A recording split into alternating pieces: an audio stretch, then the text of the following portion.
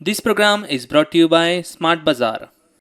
The latest book in town, that's Goa का दुपट्टा के लिए। जो कोई भी महानंद नाइक को जानता है वो लीगल सिस्टम और पुलिस के इन्वेस्टिगेशन को समझने के लिए मेरी किताब को पढ़े। फैक्ट्स और ये story telling, how do you balance this? एक हत्या जो 1994 में की गई और उसका इन्वेस्टिगेशन शुरू हुआ 2009 में। हमारा लीगल सिस्टम अगर अलाउ करता है उसको एक सेकेंड चांस देने का, तो क्यों न दिया जाए। गोवा का मैं अकेला पत्रकार हूँ जिसके पास महानंद नाइक का इंटरव्यू है। सब जगह पे आपके चर्चे हो रहे हैं। अभी नेक्स्ट प्रोजेक्ट कौन सा है? Well, it's not always that you end up interviewing your colleague. Well, it's not always that your colleague ends up becoming an author. I think, ladies and gentlemen, it's immense pleasure to have Mukesh Kumarji in the studio. He's my colleague at Prudent Network for the last 13 years. He has immense experience in covering legal as well as crime reporting for the last 2 decades. And the reason why we are interviewing him is the latest book in town, that's Goa Ka Dupatta Ke Liye. It's a Hindi book written by Mukesh Kumarji. Mukesh Kumarji, welcome in the studio. पहले तो बताइए कि ये book release हुआ 2 अक्टूबर को, prudent का anniversary था। कैसा फीलिंग रहा है specially post the release, because all of a sudden you are no longer a journalist और reporter, you are an author now. Rohit, ये बड़े खुशी की बात है। निश्चित तौर पे अगर देखा जाए तो 2 दशक से ज़्यादा वक्त हो गया था यहाँ पे काम करते हुए, पत्रकारिता के क्षेत्र में काम करते हुए। ये जरूर मेरी रुचि रही है कि मैं किताब लिखूं, लेकिन लिख पाऊंगा या नहीं ये मुझे खुद पे संदेह था। लेकिन फॉर्चुनेटली ये करीब 250 पेज की किताब है और इस पे मैंने करीब 2 साल का वक्त दिया है इसके रिसर्च में, लिखने में, और तब जा कर के ये किताब मैं लिख पाया हूँ। तो निश्चित तौर पे पत्रकार तो मैं हूँ ही, लेकिन अब एक लेखक के तौर पे एक नई पहचान मिलने से काफ़ी खुशी हो रही है। ये लेखक वाला कीड़ा एक तो कहाँ से शुरू हो गया, और ये आपका जो inclination towards understanding Mahanand Naik, this is one case study जो सब गोवंस को पता है, बहुत बार बोले हैं। I think this will have a little more in depth research to what the crimes that were taken up by Mahanand Naik. ये शुरुआत आपका परिचय, maybe in terms of newspaper और in terms of media reports, ये परिचय आपका कहाँ से शुरू हो गया, कितना समय लगा मिलने में उसके? जी, पहले तो मैं बताता हूं कि महानंद नाइक के बारे में रुचि या जानकारी कैसे मिली। 2009 में मैं दिल्ली में काम करता था क्राइम रिपोर्टर के तौर पे, और वहाँ पे उससे कुछ समय पहले 2009 में महानंद नाइक गिरफ्तार हुआ था, और उसके बाद उस वक्त मैं दिल्ली में काम करता था। उससे थोड़े समय पहले ही निठारी का हत्याकांड आपने जरूर सुना होगा, जिसमें एक सीरियल किलर ने करीब 30 बच्चे बच्चियों की हत्या की थी। तो दिल्ली क्या है, एक कॉस्मोपॉलिटन सिटी है जहाँ पे कि कई राज्य के लोग, डिफरेंट बैकग्राउंड के लोग आकर के वहाँ रहे हुए हैं। साथ ही अगर कहा जाए तो वहाँ के जो विक्टिम्स थे उनका बैकग्राउंड भी डिफरेंट स्टेट से आए बच्चे थे। गोवा के बारे में, गोवा से मेरा आना जाना, गोवा के बारे में जानकारी मुझे 2006 से ही थी, और गोवा के समाज को मैंने उस समय समझना शुरू किया था, और मैंने देखा कि गोवा के लोग बड़े ईमानदार हैं, मिलजुल कर रहने वाले लोग हैं, चाहे जाति, धर्म, भाषा, यहाँ कुछ भी अगर कह लें तो वो डिस्पैरिटी नहीं है, सब लोग मिल के रहते हैं। तो गोवा के समाज से उठा हुआ एक इंसान जो ट्रू गोवन है, सिरोडा का रहने वाला है, वो ऐसे काम कर सकता है, ये मेरे लिए बड़े आश्चर्य की बात थी। और वहाँ से, उस वक्त मैं दिल्ली में था, लेकिन फिर भी मैं इस न्यूज़ को फॉलो करता था। फॉर्चुनेटली 2012 में जब मैं प्रूडेंट से जुड़ा यहाँ पे क्राइम रिपोर्टर और लीगल रिपोर्टर के तौर पे, तब महानंद नाइक के केसेस चल रहे थे कुछ अदालतों में। मैंने उन केसेस को कवर किया प्रूडेंट के लिए, और करीब उसको जब सजा हो गई सारे मामलों में, बाद में सुप्रीम कोर्ट ने भी मतलब उसके खिलाफ हत्या के 16 मामले दर्ज हुए थे, 16 मामलों में ट्रायल चला, लेकिन 14 मामलों में उसे छोड़ दिया गया सबूतों के अभाव में। लेकिन 2 मामलों में सुप्रीम कोर्ट ने उसे सजा सुना दी। उसी की वजह से आज वो आजीवन कारावास में कोलवाली जेल में बंद है। मुझे 2018 से मुझे लगने लगा कि मुझे महानंद नाइक से मिल करके उससे बात करनी चाहिए जी। और अमूमन दिल्ली के तिहाड़ जेल में मैं एक बार जा कर के वहाँ कवरेज के लिहाज से मैं जा चुका हूँ। तो लेकिन वो जानता हूँ कि जेल में जाकर के किसी कैदी को इंटरव्यू करना जरूरी मतलब आसान नहीं है। पहले कैदी को रजामंद होना बहुत जरूरी है। तो 2018 से मैं जेल अथॉरिटीज के साथ संपर्क में आया और उनसे रिक्वेस्ट करने लगा कि मुझे महानंद नाइक से मिलने दिया जाए। कोई मना नहीं करता था, बिकॉज मैं प्रूडेंट का रिपोर्टर हूं, तो कोई मना नहीं कर रहा था, लेकिन सीधा सीधा मुझे कोई रास्ता भी नहीं बता रहा था कि कैसे मिला जाए। कुछ साल पहले बॉस्को जॉर्ज आईपीएस हैं, वो जेल उसे हाँ डायरेक्टर ऑफ प्रिजन बने, मतलब आईजी प्रिजन बने। तो उन्होंने मुझे रास्ता दिखाया कि आपको एक एप्लीकेशन करना पड़ेगा जेल अथॉरिटीज को, जो महानंद नाइक के पास जाएगा, और अगर वो राजी होता है इंटरव्यू देने के लिए तभी आपको अंदर जाने दिया जाएगा। मैंने एप्लीकेशन लिखा और उसका एक लाइन का जवाब आया कि मैं किसी से बात करना नहीं चाहता हूं, महानंद नाइक ने। फिर मुझे लगा कि हो सकता है कि उसे ऐसे लगे हो कि मैं कुछ ऐसे सवाल कर सकता हूं जिसमें वो कंफर्टेबल नहीं हो। तो मैंने सेकेंड लेटर उसे लिखा महानंद नाइक को कि सिर्फ मेरे कुछ एक सवाल हैं, एक सवालों का लिस्ट मैंने तैयार किया और भेजा कि मैं इतने ही सवाल पूछूंगा, उससे अलग मैं नहीं पूछूंगा। फिर उसका जवाब आया कि नहीं, मैं किसी भी आउटसाइडर से बात नहीं करना चाहता हूं। तो फिर मुझे लगा कि किसी भी आउटसाइडर, ये जो वर्ड था, ये मुझे लगा कि उसका क्या मतलब है। किसी भी आउटसाइडर मींस जेल के बाहर कोई भी आदमी, या फिर मेरे नाम मुकेश कुमार से ही लगता है कि मैं नॉन गोवन हूं, तो क्या वो नॉन गोवन से बात नहीं करना चाहता। फिर मुझे मौका मिला 2023 में, मुझे जेल अधिकारियों ने बुलाया था वहां पे कुछ कवरेज के लिए, कुछ फंक्शन के लिए, और वहां मुझे मौका मिला महानंद से बात करने का। और मेरे साथ ओमकार, मेरे कलीग, और शिरीष दोनों साथ में थे। तो मैंने ओमकार से कहा कि तुम महानंद से बात करो, और पहले उसे कोंकणी में बात करने से वो थोड़ा कंफर्टेबल होगा, और तब मैं अपने आप को इंट्रोड्यूस करूंगा। तो मुझे मौका मिला, ओमकार ने बातचीत शुरू की, और तब जाकर के मैंने महानंद को बताया कि मैं वही पर्सन हूं जो मैं लेटर लिख रहा था इंटरव्यू करने का। लेकिन तब तक हमारी बातचीत 10 मिनट की हो चुकी थी, तो वो थोड़ा कंफर्टेबल होने लगा मेरे साथ। फिर मैंने उसे बोला कि अगर मैं इंटरव्यू करना चाहूं तो क्या आप देंगे। तो उसने बोला कि नहीं, मुझे सोचने का टाइम चाहिए इस बारे में। तो मैंने कहा कि मुझे 1 हफ्ते के बाद फिर जेल में जाना था, क्योंकि एक प्रोग्राम हम कर रहे थे, 2 फेज में शूट करना था। तो मैंने बोला कि फिर मैं अगले हफ्ते फिर मैं आने वाला हूं, तब आप सोच लें। अगली बार जब मैं गया तो वो तैयार हो गया मुझसे बात करने के लिए। लेकिन उसका कहना था कि आप बहुत ज़्यादा सवाल नहीं करें, क्योंकि मैं अभी प्रीमेच्योर रिलीज के लिए जो मेरा एप्लीकेशन है सेंटेंस रिव्यू बोर्ड में, और उस वक्त 23 में अक्टूबर में सेंटेंस रिव्यू बोर्ड की मीटिंग होने वाली थी। हालांकि मैंने इंटरव्यू किया था आई थिंक अगस्त में 23 में, बट उसका खास रिक्वेस्ट था कि अक्टूबर में जब तक उस सेंटेंस रिव्यू बोर्ड उसके एप्लीकेशन को सुन नहीं लेती है, उसके इंटरव्यू का प्रयोग कहीं नहीं किया जाए। मैंने उस शर्त के साथ, हाँ उसी शर्त के साथ मैंने उसका इंटरव्यू किया। उसने करीब 7-8 मिनट हमसे बात की। जो हो सकता था मैं तो बोलूंगा कि उसने सही तरीके से जवाब दिया। और वहां से जाकर के मुझे लगा कि नहीं, किताब लिखी जा सकती है। इस बीच में डॉक्यूमेंट्री की भी बात आई, किसी ने मुझे संपर्क किया। और मैं खास तौर पे कहना चाहूंगा कि जो प्रूडेंट मीडिया के डायरेक्टर हैं जो लुइस सर, उन्होंने मुझे दोनों ही बात के लिए, डॉक्यूमेंट्री में काम करने के लिए और किताब लिखने के लिए प्रेरित किया। इंटरव्यू के बाद मैंने रिसर्च करना शुरू किया। और रोहित, महानंद नाइक के बारे में आपने बताया कि गोवा का हर इंसान जानता है, लेकिन जब मैंने उसके बारे में रिसर्च करनी शुरू की तो मुझे पता लगा कि 16 मामलों में जो उसका ट्रायल हुआ है, जो उसके जजमेंट्स हैं, वो अवेलेबल नहीं है ऑनलाइन। तो मुझे काफी परेशानी हुई कि यार इतना फेमस केस है, कई प्रेसिडेंट्स हैं इसमें। आप सोचिए कि लीगल सिस्टम हमारा बदनाम होता है कि सालों केस चलते रहते हैं, लेकिन महानंद नाइक का फर्स्ट केस 2-4 हियरिंग में, एक केस तो एक हियरिंग में ही डिस्पोज ऑफ हो गया, और इस वजह से एक जज को सस्पेंड होना पड़ा।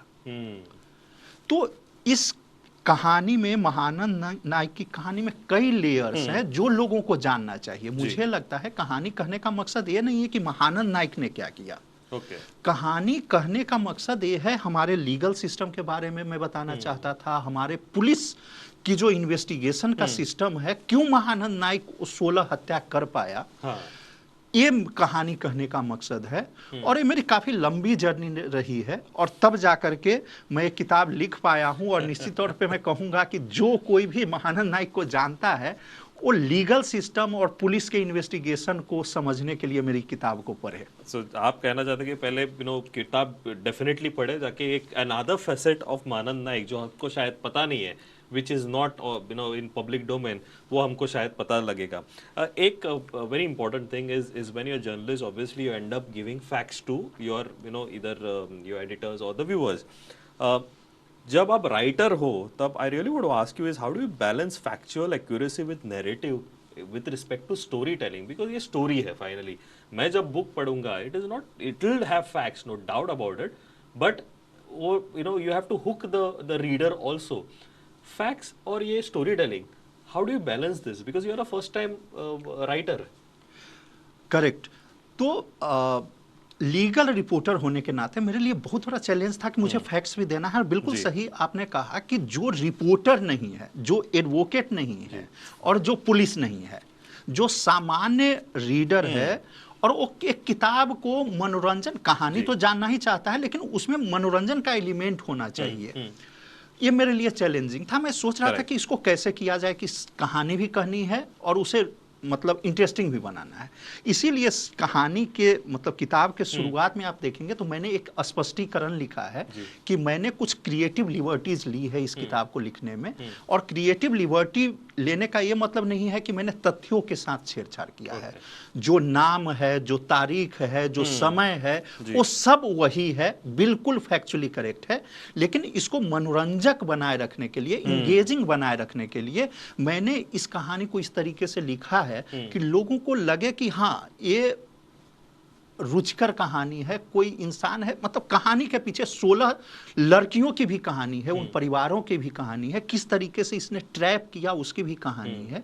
तो वो जो पार्ट है, हालांकि इसका सेकेंड हाफ पार्ट जो है वो थोड़ा लीगल प्रोसीजर के बारे में ज़्यादा फोकस करता है, लेकिन फर्स्ट हाफ जो है निश्चित तौर पे सारे तथ्यों को, सारे फैक्ट्स को मैंने रुचिकर तरीके से, इंटरेस्टिंग तरीके से लिखने की कोशिश की है। निश्चित तौर पर मेरा पहला किताब है। मैं बिल्कुल चाहूँगा कि जो लोग पढ़ें, मेरा ईमेल आईडी इसमें है, मैं चाहूंगा कि लोग क्रिटिकल फीडबैक दें। हाँ, क्रिटिकल फीडबैक, गुड बैड और अगली, मैं सब स्वागत करता हूं। बट मैं चाहता हूं कि आप जो भी पढ़ें इस किताब को मुझे मेल करके बता सकते हैं कि ये किताब कैसा लगा। ओके, एक वेरी इंपॉर्टेंट बात, जब ये मीडिया ट्रायल, अपना ट्रायल चल रहा था, मीडिया में रिपोर्ट्स आ रहे थे, तभी एक दुपट्टा किलर करके एक टर्म शुरू हो गया था, जो इवेंचुअली आपकी जो डॉक्यूमेंट्री आप जिसमें पार्ट हो, you are the subject expert in that, उसमें भी जो डॉक्यूमे पे है उसमें भी उसका नाम द दुपट्टा किलर है।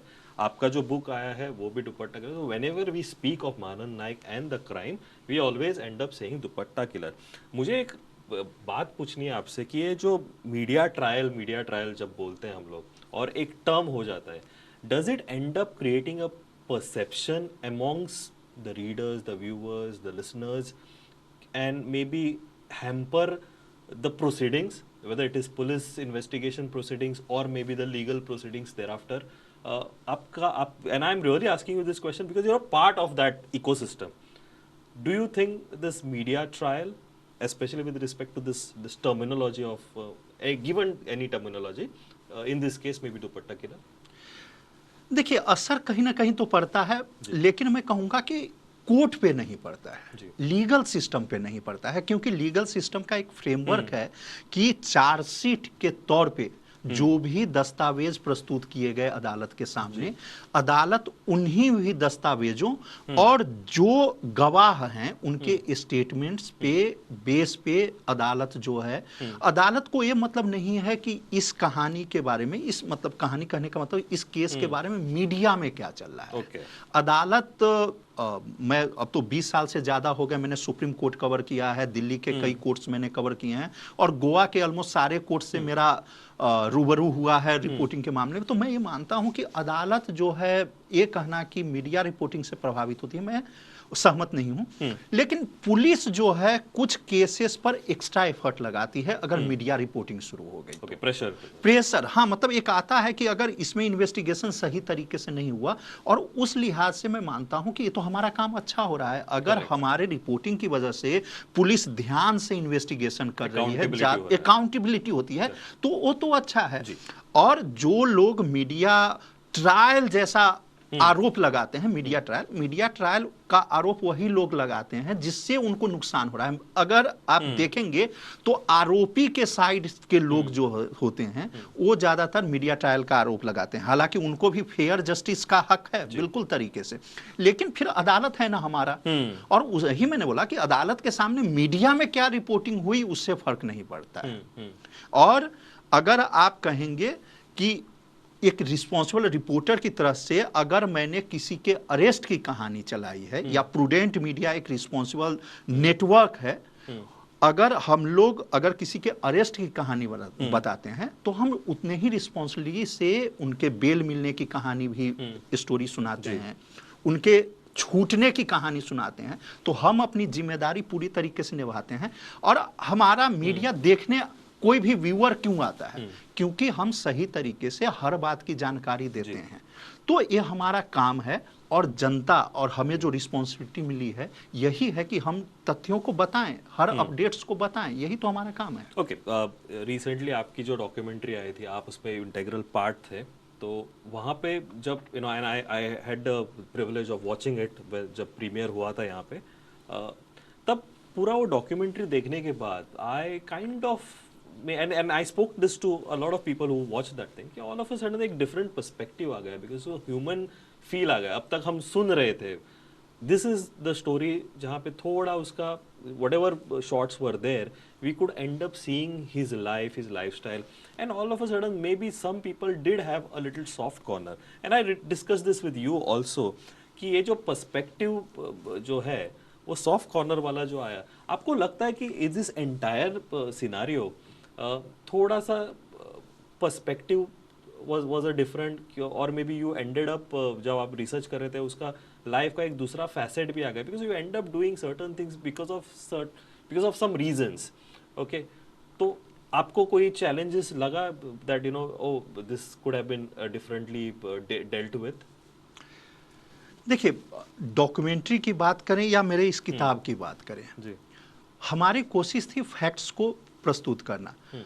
और अगर बात करें कि सिर्फ आप महानंद नाइक का कहानी ना सुने बल्कि उन विक्टिम्स की भी कहानी सुने।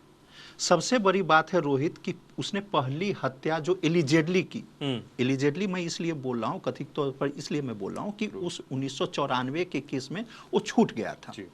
लेकिन आप सोचिए कि एक मामला जो 1994 में, एक हत्या जो 1994 में की गई और उसका इन्वेस्टिगेशन शुरू हुआ 2009 में, आफ्टर 15 ईयर्स। हत्या का मामला ट्रायल करना इतना आसान नहीं होता है, हर एक मोटिव चाहिए, वेपन चाहिए। 15 साल के बाद आप कोर्ट के सामने क्या कर पाएंगे? और वो भी तब जब उस समय जब सब कुछ था, उस समय के जो अधिकारी थे, जो रिस्पॉन्सिबल इन्वेस्टिगेशन ऑफिसर था, उसने कुछ नहीं किया। चेतन पाटिल नाम का शख्स जो पुंडा के पीआई के तौर पे, सभी लोग कहते हैं कि एक मानना, इवन एक जज का ऑब्जर्वेशन है कि ऐसा लगता है कि गोवा में जितने भी अनसुलझे हत्या का मामले थे वो सब महानंद नाइक के ऊपर डाल दिए गए, क्योंकि अपनी पेंडेंसी खत्म करने के लिए। ये शायद पुलिस वालों को बुरा लगे, लेकिन पुलिस को मैंने देखा है, और सिर्फ गोवा पुलिस को नहीं, मैंने दिल्ली पुलिस को भी देखा है, मैंने यूपी पुलिस के काम को भी देखा है। पुलिस ना टरकाने की कोशिश करते हैं, हिंदी में वर्ड है टरकाना, means even you go with the complaint they don't want to register FIR, avoid it. तो मिस्टर चेतन पाटिल के पास क्या इतना खाली समय था? उनके पास एक हत्या का मामला आया, उन्होंने इन्वेस्टिगेशन की, उनका काम पूरा हो गया। और अच्छी बात यह है कि उसमें सजा भी मिली उस 2009 की हत्या में। तो चेतन पाटिल क्या इतने फ्री थे जो अपने 10 पीएसआई को, और 10 ऑन रिकॉर्ड पीएसआई हैं, वो 15 साल पीछे की कहानी को खंगालने के लिए? और आप नहीं जानेंगे, मैंने बोला कि मेरे रिसर्च का सबसे बड़ी बात थी कि डॉक्यूमेंट्स निकालना बहुत मुश्किल था। तो ये जो कहा जाता है, कौन चेतन पाटिल को पूछ रहा है कि पीछे के पीआई ने जो केस अनसॉल्व छोड़ा आपको सॉल्व करना है? Nobody was asking. Correct, but he went with He went with this, or why? Because Mahanand Naik during the custodial interrogation disclosed everything, and then they went back in the कि क्या ये सही है जो कह रहा है। कई बार तो मैंने सिर्फ चेतन पाटिल से बात नहीं की, कई ऐसे ऑफिसर्स से बात की है जिनके नाम भी इस किताब में है। डॉक्यूमेंट्री एक छोटा सा हमारा पार्ट था जिसमें बहुत जगह नहीं था, लेकिन इस किताब में हर एक इन्वेस्टिगेशन ऑफिसर का मैंने वर्जन दिया है। और जिन लोगों ने भी इस केस को इन्वेस्टिगेशन किया है, रोहित, यू वोंट बिलीव, 2009 में 15 साल, 10 साल, 8 साल पुराने केसेस का इन्वेस्टिगेशन करना बहुत टफ होता है। Correct. And they were not accountable for those cases. लेकिन इन लोगों ने किया। मैं इनको सराहना करता हूं, और ये बहुत ही गलत परसेप्शन है। एक वर्ग है निश्चित तौर पे जिनसे मेरा भी रोज आमना सामना होता है, हाई कोर्ट के एडवोकेट्स हैं जो सिंपैथी रखते हैं। देखिए, सिंपैथी रखना, फादर मैवरिक का भी इंटरव्यू है इसमें, जिन्होंने श्योरिटी दिया और जिसकी वजह से थोड़े दिन के लिए पैरोल पे महानंद बाहर आया। मैं इनकी सराहना करता हूं, क्योंकि फादर मैवरिक का एक कहना था कि ठीक है, उसने हत्या की, हमारा लीगल सिस्टम अगर अलाउ करता है उसको एक सेकेंड चांस देने का, तो क्यों ना दिया जाए। और मैं बिल्कुल सहमत हूं। उसी तरीके से जो डिफेंस लॉयर एक दो हैं जो महानंद नाइक को मेरे सामने बताते हैं कि उसको क्यों नहीं मौका मिलना चाहिए। उसने कहानी शुरुआत हुई थी एक बलात्कार की कहानी से, और पहले वो अरेस्ट हुआ बलात्कार के केस में, और तब जाकर के 16 हत्याओं का मामला खुला। लेकिन उस बलात्कार के केस में ही हाईकोर्ट ने उसको छोड़ दिया। तो आपकी जहां से कहानी शुरू हुई वही जड़ खत्म हो गया। लेकिन ये बहुत लेयर्स हैं, कहानी का लंबा इतिहास रहा है, हर एक कहानी अपने आप में अलग है। कहानी में केस की मैं बात कर रहा हूं, हर केस एक दूसरे से अलग है। और जो जिन भी 14 मामलों में महानंद नाइक को छोड़ा गया है, मैं मानता हूं कि कोर्ट ने यह नहीं कहा कि उसने अपराध नहीं किया। ये ऑब्जर्वेशन जरूर है कोर्ट का कि उसे अनसॉल्व केसेस उसके सर पे डाल दिए गए, लेकिन मोस्ट ऑफ द केसेस में उससे प्रूफ सबूत नहीं होने की वजह से, और उसका वजह मैं मानता हूं केसों का पुराना होना। तो आप जैसे बोल रहे थे कि आप there are lot of layers in this case, I think there are lot of pages also in this books. So जिस किसी को भी ये स्टोरी अगर इन डेप्थ में पढ़नी है, आई think this is the book that one should go. और एक बात मैं पूछूंगा आपसे, और ये OTT पे हम लोग देखते हैं या फिर मूवीज में भी देखते हैं, सीरीज में भी देखते हैं कि crime is the most tempting subject for any producer to take. In this case how do you ensure the ethical dilemma जो स्पेशली रियल लाइफ क्राइम पे बेस्ड हो, जहाँ पे आप ना उसको ग्लोरीफाई करते हो ना ही उसको एक्सप्लॉइट करते हो, so you give a fair amount of space for the criminal as well. Rohit, सबसे बड़ी बात यह है कि मैं इस किताब को महानंद नाइक के इंटरव्यू के बिना भी लिख सकता था जी, क्योंकि मेरे पास कोर्ट के दस्तावेज थे, मेरे पास जो पुलिस के डॉक्यूमेंट्स थे, मुझे कोई नहीं रोक सकता। लेकिन मैंने अपने उस टाइम तो OTT हुआ भी नहीं, मैं 2018 की बात कर रहा हूं, लेकिन मेरा बैकग्राउंड अगर देखेंगे तो मैंने स्टूडेंट के तौर पे अवार्ड विनिंग डॉक्यूमेंट्री बनाया है। तो मेरा एक कहा जाए पैशन रहा है डॉक्यूमेंट्री बनाने का। और 2018 में तो कोई OTT का नाम भी नहीं सुना था, वो कोविड की वजह से OTT का इंडिया में डेब्यू हुआ। लेकिन मैंने अपने आप से अपने आप से प्रॉमिस किया था कि जब तक मैं महानंद नाइक का इंटरव्यू नहीं लूंगा तब तक ना तो मैं डॉक्यूमेंट्री या किताब इस बारे में मैं नहीं सोचूंगा। तो मेरी जर्नी उस दिन से शुरू हुई जिस दिन मैंने महानंद नाइक का इंटरव्यू लिया, उसके वर्जन को सुना। और इस किताब में भी, उस डॉक्यूमेंट्री में भी आप जरूर देखेंगे कि गोवा का मैं अकेला पत्रकार हूं जिसके पास महानंद नाइक का इंटरव्यू है। अदरवाइज मुझे नहीं लगता कि किसी से बात की होगी।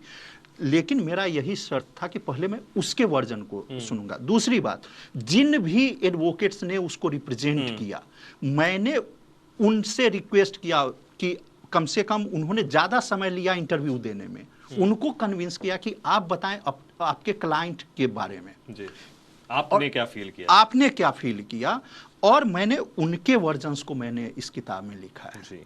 तो एक्सप्लॉइट करना या अनदर वर्जन दिखाना, वो नहीं। मैंने ज़्यादा मेहनत की है महानंद नाइक के साइड को प्रस्तुत करने की, लिखने की। Okay. और उससे दूसरी तरफ जो प्रोसिक्यूशन या पुलिस साइड है। Okay, very pertinent question now. आपको लगता है क्या ये महानंद नाइक का जो केस हुआ, उसके बाद जो इन्वेस्टिगेशन होगा और बाद में लीगल कंक्लूजन पे पहुंचे, has it been able to define और रीडिफाइन गोवाज और maybe India's approach in solving cases? Because जैसे आपने कहा कि एक case led him to 15 years और पूरा काला चिट्टा उसका बाहर आ गया, it was like a Pandora's box. आपको लगता है ये डिफाइनिंग मूवमेंट रहा है? I mean, is it? बिल्कुल है रोहित। जब मैं बात कर रहा था कि अनसॉल्व केसेस को उसको डालने का, मुझे आश्चर्य हुआ, एक विक्टिम की लाश नग्न अवस्था में मिली और उसके कपड़े फोल्डेड हैं और लेकिन सर के नीचे रखे हुए हैं। जिस पुलिस अधिकारी ने फर्स्ट टाइम उस बॉडी को रिकवर किया, आप सोचिए कि ऑब्जर्वेशन क्या होना चाहिए। प्राइमा फेसी ही दिखना चाहिए कि यार एक लड़की सुसाइड कैसे करेगी, व्हाट में भी पॉइजन तो ये हो गया। लेकिन आप ये क्या है कि अपने कपड़े निकाल के सर के पास रखना, वो first indication. They are trend for detecting such cases. But उसने क्या किया कि उसे हत्या का मामला मानने के बजाय कम से कम आपको ट्रिगर होना चाहिए कि यार ये हत्या का मामला होना चाहिए, तब जाकर के अगर हर फॉरेंसिक एविडेंस कहता है नहीं ये तो सुसाइड है या कोई भी दूसरे तरीके का डेथ है, तो आप जाएं। लेकिन पुलिस वाले ने उसे ट्रीट ही शुरू किया कि जैसे ये सुसाइड का मामला हो। ऐसे ही कई केसेस में हुए, आप देखेंगे किताब में जब पढ़ेंगे तो कई केसेस में पुलिस नेग्लेक्ट करता था। हालांकि महाआनंद नाइक के सभी विक्टिम्स, कथित विक्टिम्स, फिर से मैं ये नहीं चाहता कि जिन मामलों में उसे छोड़ दिया गया है मैं लेबल लगाऊं कि नहीं वो हत्या उसी ने की है, यही होता था कि लास्ट 4 दिन 5 दिन के बाद मिलता था। मैंने फॉरेंसिक एक्सपर्ट से भी बात की है जिन्होंने पोस्टमार्टम किया था, सबका कहना था कि after 3-4 days it becomes very difficult to detect real cause of death। तो ये सारे प्रॉब्लम्स रहे हैं। और एक कहानी सिर्फ इसलिए नहीं है कि सीएल पाटिल और उनके टीम ने किस तरीके से इन्वेस्टिगेशन किया। मैं बोलूंगा कि 49% कहानी इस तरीके से देखा जाना चाहिए, लेकिन 51% ये है कि इन्वेस्टिगेशन जो 15 साल हुआ वैसे नहीं की जानी चाहिए। जिस तरीके से महानंद नाइक के केसेस को हैंडल किया गया प्रायर टू हिज अरेस्ट इन 2009, उस तरीके से नहीं किया जाना चाहिए। इसको उस तरीके से देखा जाना चाहिए मेरी किताब। So if you want to know what were the loopholes, this is the book that you should be reading. अब ये बुक मेरे हाथ में है, आपके हाथ में है, ये जो मेरे व्यूअर अभी देख रहे हैं उनके हाथ में कैसे पहुंचेगा, कहाँ पे आप मिल सकेगा? बुक स्टोर पे है? लिमिटेड एडिशन है, हमने बहुत ही लिमिटेड प्रिंट कराए हैं, लेकिन हमारा प्राइमरी फोकस यही है कि इन किताबों को, हालांकि हिंदी में है, और मैं जरूर रोहित बताना चाहूँगा कि मैंने हिंदी में किताब क्यों लिखी। गोवा के लोग मुझे इसलिए अच्छे लगते हैं कि इन्हें हिंदी की समझ है। हमारी जो लिपि है देवनागरी लिपि, वही कोंकणी की भी लिपि है। तो मुझे ये श्योर है कि मैं 13 सालों से यहाँ सरवाइव कर रहा हूँ हिंदी में बात करके, तो मैं जानता हूँ कि यहाँ के लोग हिंदी पढ़ लेते हैं, इसलिए मैंने हिंदी में लिखी। और दूसरा कि मेरा सब्जेक्ट का जो एक्सपर्टीज है, मुझे लगा कि मैं हिंदी में लिखूंगा तभी इस कहानी को जस्टिफाई कर पाऊंगा, इसलिए मैंने ये किताब हिंदी में लिखी है। हिंदी की किताब है, मैं कोशिश करूंगा कि कोई कोंकणी में इसको ट्रांसलेट कर पाए तो बहुत अच्छा रहेगा। लेकिन फिलहाल ये लिमिटेड एडिशन जो है दोनों महत्वपूर्ण बुक स्टोर्स में ये अवेलेबल है, आप जा करके वहाँ से ले सकते हैं। जी मुकेश जी, ये तो बुक स्टोर्स पे अवेलेबल है। हमारी इच्छा है कि आप ऑनलाइन पे भी सेल्स कर दो, जो कि it is more convenient for people not just in Goa but also across the region. और next very important question is, अभी तो आपने सक्सेस टेस्ट किया है, अभी तक तो आपको फीडबैक भी अच्छा आया होगा, सब जगह में आपके चर्चे हो रहे हैं। अभी नेक्स्ट प्रोजेक्ट कौन सा है? नेक्स्ट प्रोजेक्ट रोहित, मैंने एक चीज देखा है कि सच्चाई को उजागर करने के लिए ना बहुत ज़्यादा मेहनत करना पड़ता है। खासतौर पे इसी कहानी की बात करें, कहने में लगता है कि एक किताब मैंने लिखी है, लेकिन मैंने जेन्युइनली अपना 2018 से मैं कोशिश कर रहा हूँ, और पिछला 2-2.5 साल तो मैंने एक्टिवली डिवोट किया है इसको लिखने में। अब जो मेरी कोशिश है, एक मैं फिक्शन कहानी लिख रहा हूँ, और फिक्शन ये है कि वो बुक नहीं होगी। मैं कोशिश करूंगा कि कोई फिल्म वाले अगर इसको कर अरे पाएं। बाप रे, अगला क्वेश्चन मेरा वही था, आपने तो पहले ही बोल दिया। अच्छी तो बात मेरी है। कोशिश है कि उस बारे में अगर कुछ हो पाए तो बिल्कुल मेरी। Okay Mukesh ji, it's always pleasure. इतने साल हम लोगों ने as a colleague, as a journalism में काम करते हुए हम लोगों ने बहुत सारे we have discuss a lot of things, but I think this is the special conversation that we had and it was an immense pleasure. बहुत ही अच्छा लगा।